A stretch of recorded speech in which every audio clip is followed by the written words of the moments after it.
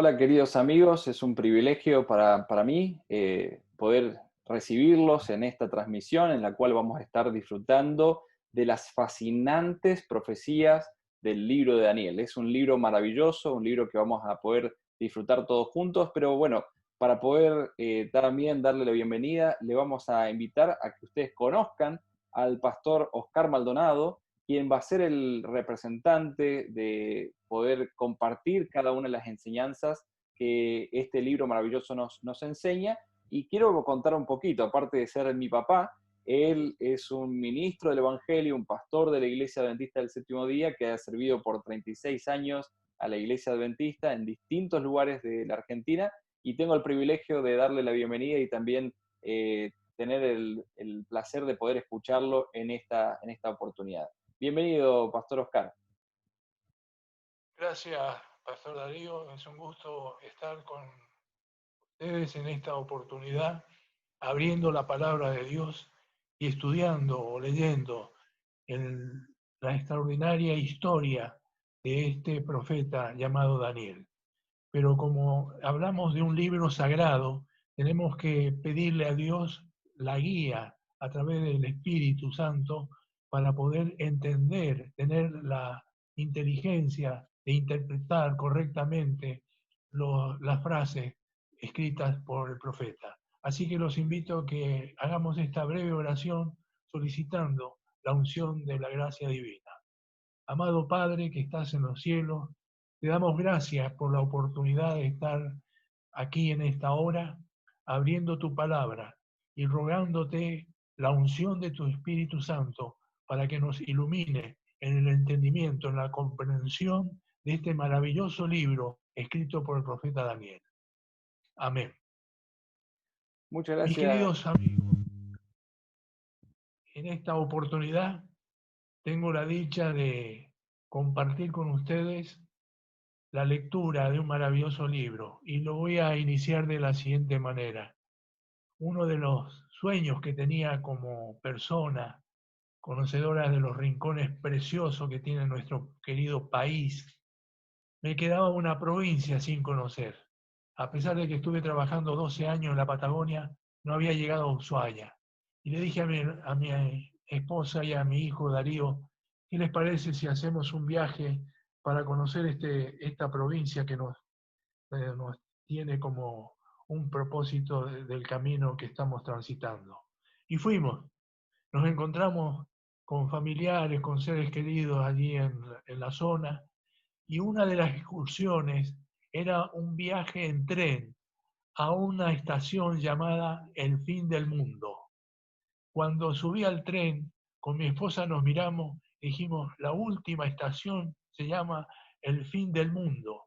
Y ahí nos relacionamos con las profecías, comenzamos a pensar, llegará el día que nosotros también estaremos transitando en nuestra vida y llegando a esa estación que cuando el tren para y uno desciende del mismo, se encuentra que no hay nada más. Por eso se llama la estación del fin del mundo.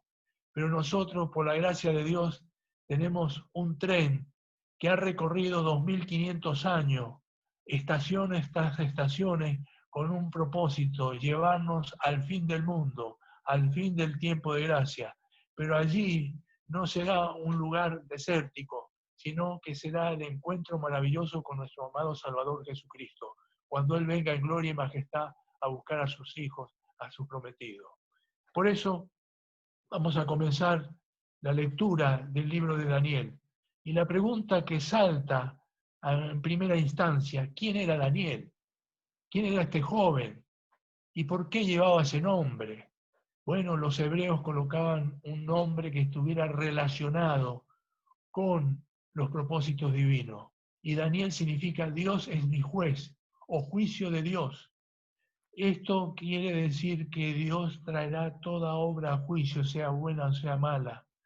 Es por eso que el autor es un personaje llamativo en las profecías del Antiguo Testamento. Era un judío nacido en Jerusalén, era partícipe de ser consejero de la realeza. Y las evidencias que tenemos Daniel es considerado el gran profeta a través de un historiador judío, Flavio Josefo. Ustedes van a ver que durante los días que vayamos estudiando el material, la parte extrabíblica de las menciones que hagamos, es este autor, este historiador, Flavio Josefo, que murió en el año 90 de la era cristiana. La arqueología será otra documentación que vamos a usar, una documentación sumamente importante. En el año 1947, los turistas que estaban en la zona de Palestina descubrieron unos rollos antiquísimos que estaban escondidos en una biblioteca en los Quavi, en la salida del río Jordán. Y estos estudiosos comenzaron a interpretar parte de esas escrituras corresponden a Daniel, tal cual como nosotros la tenemos hoy en nuestras Biblias. Otra evidencia es el testimonio de Jesús. Cuando él habla en Mateo 24, hace señal de que las profecías de Daniel estarían teniendo un cumplimiento exacto, matemático, tal cual como fue establecido por Dios en su palabra. Bueno, el marco histórico. El marco histórico es sumamente importante. Debemos recordar que la geografía de la antigua historia, de la parte más del pasado, se refiere a los países que comprendían la unidad básica a través del mar Mediterráneo. El mar Mediterráneo une lo que sería Europa, Asia y el norte de África. Cuando me tocó recorrer ese mar, sentí una emoción muy grande, porque al ser estudioso de las profecías y de las cartas del apóstol San Pablo, uno encuentra una emoción al recorrer esas tierras donde tiene tanta riqueza, tanta sabiduría. Y el tema era que los egipcios y los asirios eran los que predominaban la política del lugar. Los asirios estaban ubicados en la Mesopotamia, en la luna fértil, en la zona del Tigris. El río Tigris y el río Éufrates son importantes en el contexto histórico. Esta civilización asiria se había vuelto sanguinaria, tremendamente castigaba a sus adversarios, de tal forma que ustedes tomen en cuenta esto. La crucifixión fue un invento de asirio. Tomaban palos y abrían a los hombres de pierna y metían esas raíces, esas estacas de madera, las metían entre piernas y las hacían salir a la altura de la garganta y los clavaban allí alrededor de la ciudad que querían conquistar y decían, si ustedes siguen resistiendo van a quedar como estos que están aquí muriendo. Es por eso que recordarán ustedes al profeta Jonás, que fue enviado por Dios para decirle, prepárense porque ahora ustedes van a recibir el castigo por lo que están haciendo. Sin embargo, se demoró esa sentencia porque hubo un arrepentimiento de parte del rey de aquel turno cuando a proclamar el mensaje de Dios. Nos encontramos con Asiria que combate, tiene en su, digamos, página de apostolado, nos tiene a los babilónicos. Los babilónicos no eran un pueblo guerrero, eran un pueblo pacífico que nos encontramos en el contexto de Isaías 39, cuando el rey Ezequías se enferma, van a verlo, al saber que se curó milagrosamente, le llevan unos presentes y luego el profeta Isaías vuelve a entrar al palacio y dice, ¿quiénes fueron los que te visitaron? Estos volverán nuevamente, pero no con propósitos pacíficos, porque van a venir con propósito de llevarse las riquezas que han visto aquí en tu palacio. ¿Qué es lo que vieron en tu casa? Esa era la pregunta que estaban haciendo el profeta Isaías al rey.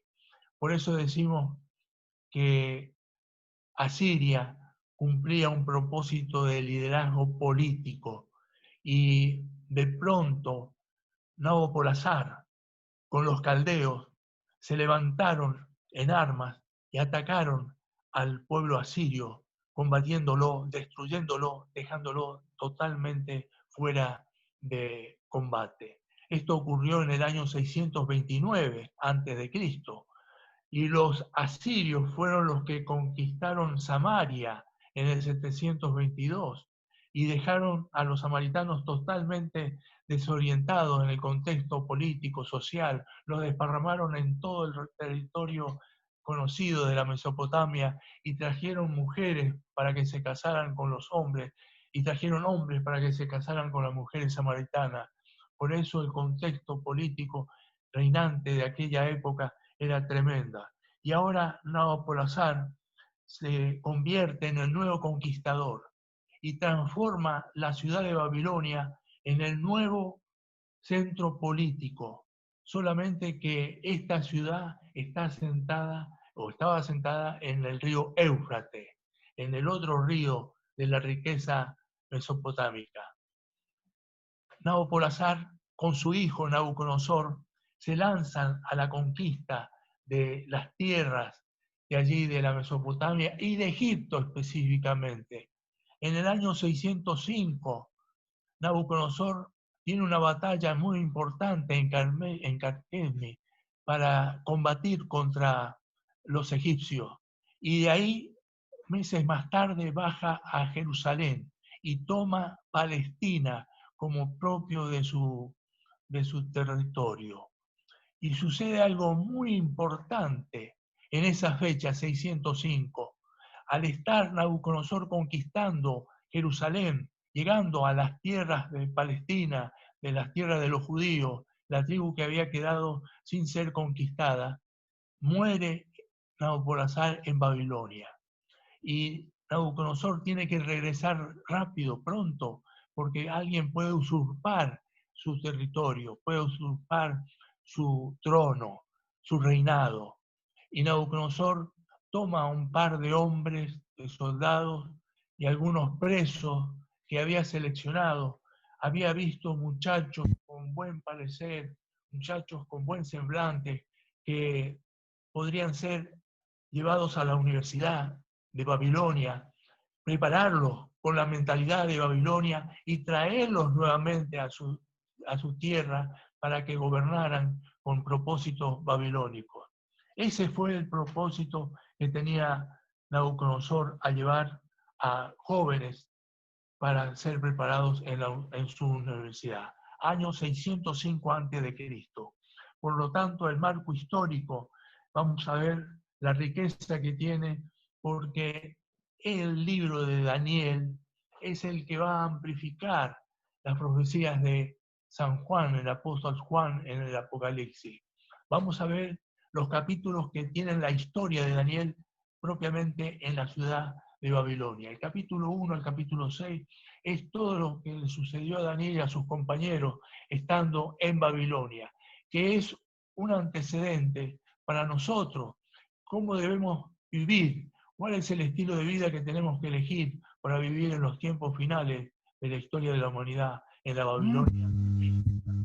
Capítulos 7 y 12 tienen 4 grandes profecías, 4 grandes líneas proféticas. Es como si trazáramos una línea imaginaria en la pizarra y fuéramos colocando fechas y eventos que muestran las condiciones en las cuales el mundo estará antes que Cristo venga. Por eso, estas 4 principales visiones son el sueño que tuvo un rey, la visión de los imperios, los 2300 tardes y mañanas, y el rey del sur y el rey del norte. Hay un aspecto lingüístico muy interesante en el libro de Daniel. Era judío, pero escribió no solo en hebreo, sino en arameo, porque el rey Nabucodonosor usaba este idioma, el arameo, y entonces Daniel, para tener una línea de comunicación, llegar al rey, tenía este idioma que lo encontramos en su libro. los aspectos apocalípticos. Es un manual de historia el libro de Daniel. Un manual que podríamos decir que la profecía es una visión anticipada de la historia y la historia es un repaso retrospectivo de la profecía. Hay elementos predictivos que nos permiten ver, que nos permiten apreciar. Este aspecto apocalíptico, la profecía de Daniel, está íntimamente relacionada con el Apocalipsis. El Apocalipsis recoge más de 500 citas del Antiguo Testamento y más del libro de Daniel, porque el libro de Daniel está íntimamente ligado. El libro de Daniel está sellado, pero el libro de Apocalipsis está abierto. El libro de Daniel, en el capítulo 12, versículo 12, cierra el autor del libro con una bienaventuranza. Bienaventurados aquellos que estarán viviendo en aquel tiempo. Y el libro del Apocalipsis abre con una bienaventuranza y cierra con una aventuranza y hace un total de 7 bienaventuranzas totales que el libro tiene. El libro del Apocalipsis y el libro de Daniel tiene que ser entendido y comprendido dentro de su contexto. Decía un profesor que tuve en la Universidad de Teología, un texto sin su contexto llega a ser un pretexto. Es por eso que tenemos que ser cuidadosos para entender lo que dijo el profeta, a quién lo dijo y por qué lo dijo, y entender el contexto histórico, porque nosotros tenemos una interpretación del libro de Daniel a nivel histórico. Entendemos que es como un ferrocarril que tiene dos rieles, la historia y la profecía. Le voy a pedir a mi hijo, a Darío, el pastor, que lea por favor esa cita tan importante en los anales de la historia humana. Claro que sí. Justamente esta explicación, ¿no es cierto?, de los anales de la historia, cuando los podemos estudiar, podemos descubrir la importancia, ¿no es cierto?, de lo que se nos presenta. Y creo que hace referencia, Pastor Oscar, a esta cita dada por una autora cristiana llamada Elena de White, donde ella comenta lo siguiente: en los anales de la historia humana, el crecimiento de las naciones, el levantamiento y la caída de los imperios parecen depender de la voluntad y las proezas del hombre. Los sucesos parecen ser determinados en gran parte por su poder, su ambición o su capricho. Pero en la palabra de Dios se descorre el velo y contemplamos detrás, encima y entre la trama y la urdimbre de los intereses, las pasiones y el poder de los hombres, los agentes del ser misericordioso que ejecutan silenciosa y pacientemente los consejos de la voluntad de Dios.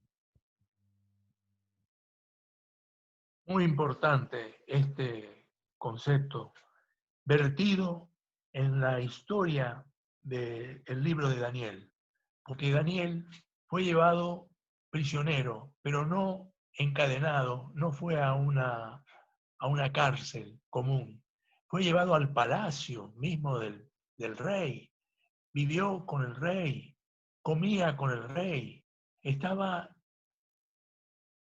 libre para recoger los rollos, leer, estudiar, pasear, recorrer. El rey le había dado ese privilegio a estos jóvenes por estar en una universidad realmente llamativa, la más importante en el contexto histórico de aquel entonces. Y cuando leemos los libros de Daniel y Apocalipsis, tenemos que llegar a tener una mejor comprensión. La promesa está que los creyentes que estudien cuidadosamente estos dos libros tendrán una experiencia religiosa completamente distinta. Si podemos seguir la lectura, Pastor Darío. Recibirán tales vislumbres de los portales abiertos del cielo que se les grabará en la mente y el corazón el carácter que todos deben desarrollar a fin de comprender la bendición que será la recompensa de los de corazón puro. Impresionante la cita escrita por la autora cristiana Elena de White. Y cerramos esta introducción, esta referencia, este camino que vamos a recorrer, pensando acerca de lo que hemos establecido, que la profecía se interpreta con los hechos históricos. Aparece la profecía, estudiamos los hechos históricos del momento y eso nos permite entender en qué punto del dial estamos parando.